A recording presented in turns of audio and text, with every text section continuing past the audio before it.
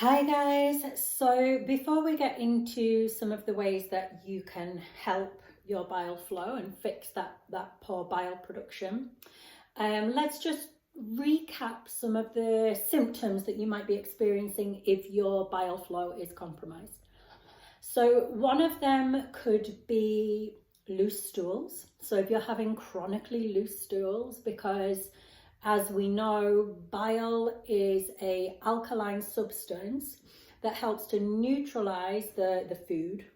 As it comes through the stomach, it's very acidic in the stomach, and as it comes into the duodenum, the gallbladder releases that bile, which helps to neutralize it so that it can pass through the intestines and not burn your intestines away.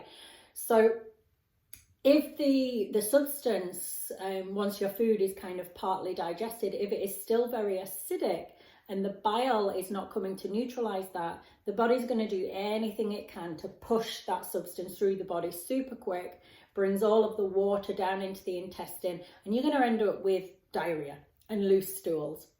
It could also be that your stool is a light colour. So if it's kind of like the colour of corrugated cardboard or lighter, this could be a sign that there is poor bile flow.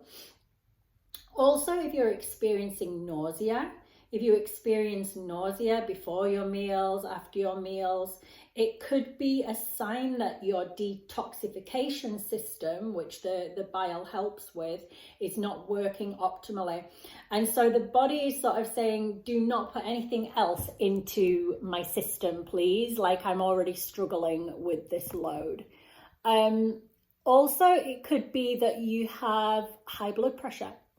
If your blood pressure is coming up at, 130 systolic on a regular basis, this could, signify that there is a bile flow production issue.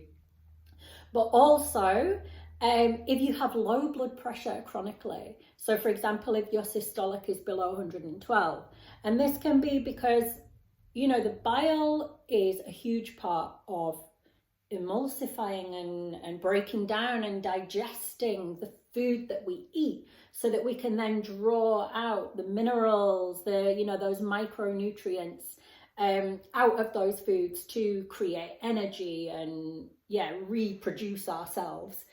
And if the bile is not there, if it's not kind of working optimally, we're basically not pulling any of those minerals and nutrients out, and this can lead to low blood pressure. So that can be another sign to look for.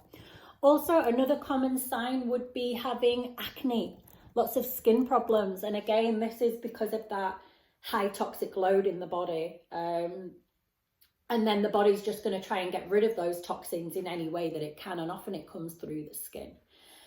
Another sign could be high estrogen levels. Okay, so this could also be, if you are taking an estrogen contraceptive pill, it could be something to think about, because estrogen it seems to thicken up the bile.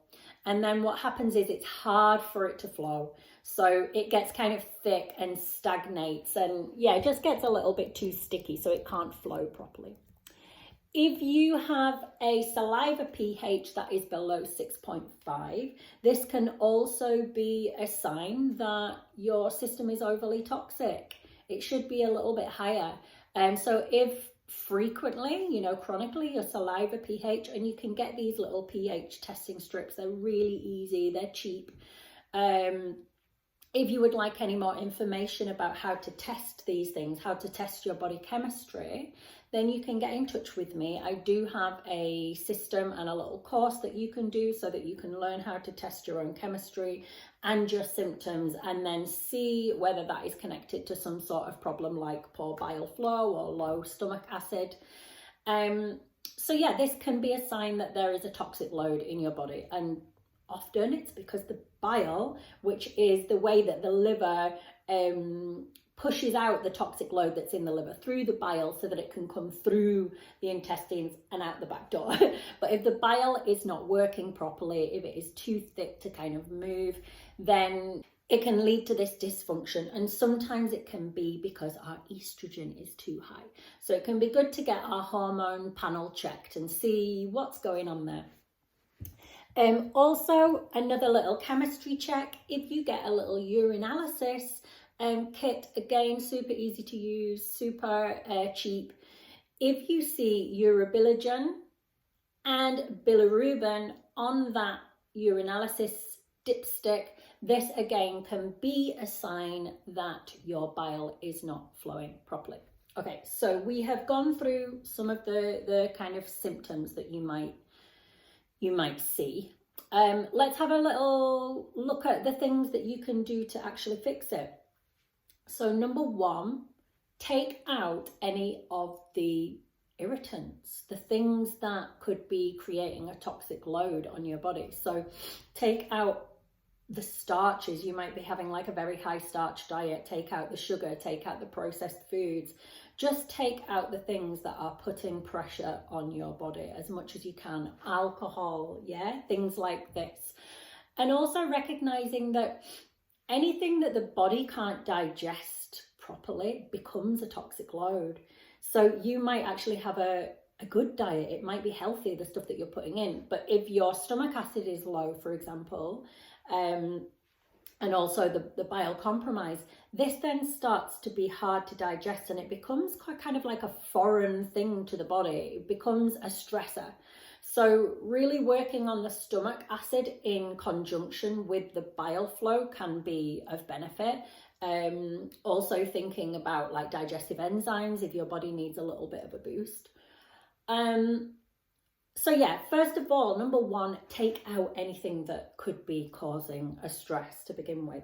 Number two, it's going to take you a longer time if all you do is take out the irritants. If this is something that's been going on for a long time, you might need some supplement help.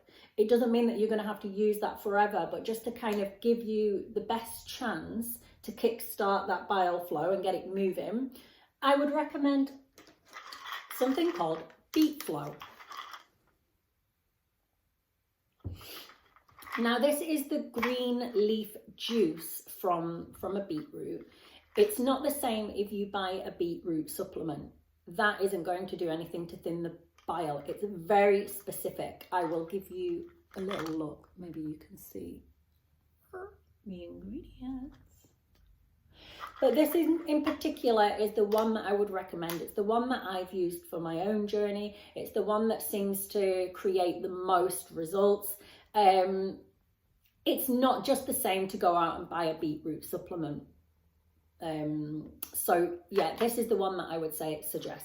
And we can start just by adding this in with our meals or in between meals. It doesn't actually matter.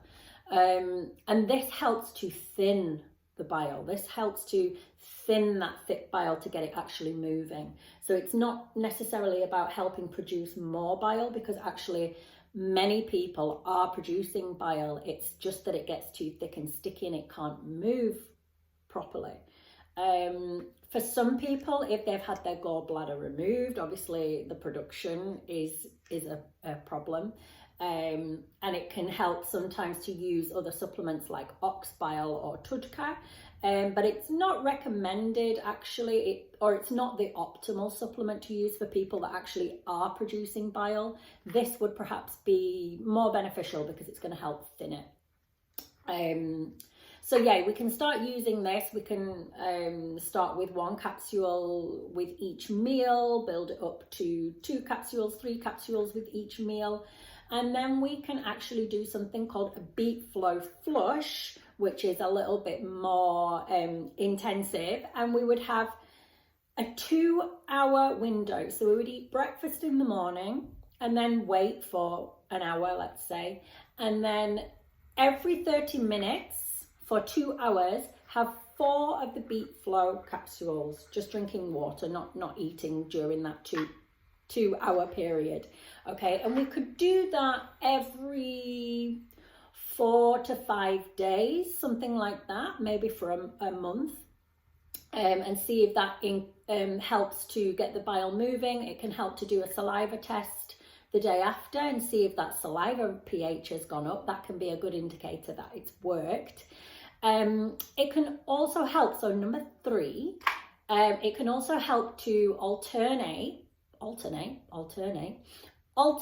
this with a coffee enema or a coffee suppository. So this helps from the other end to just kind of get that biliary path moving and just get rid of some of the toxins as well.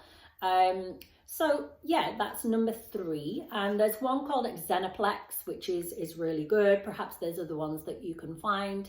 It's fairly easy. More people prefer the suppositories. It's a little bit less messy. The way that we commonly see that helps with bile flow is a supplement called choline. This isn't for everybody, okay? It's really important that we learn how to test our own body chemistry, how we learn how to read it and what that means, our own individual, what is going to work for us, okay? And if we have a slow breath rate, the choline is not a good idea to use. The optimal breath rate, so how many breaths per minute, is around 14 to 16. So if we're much lower than that, it's not a good idea to put that choline in. But if you've got quite a high breath rate, or you seem to be sitting quite comfortably at a good range, a general good range, then maybe the choline could help as well to kind of just give you that little bit of an extra boost. So I do offer 1-to-1 holistic health coaching and somatic therapy. So if you need any help with your body or mind health, then give me a shout and I would be happy to set up a little consultation call.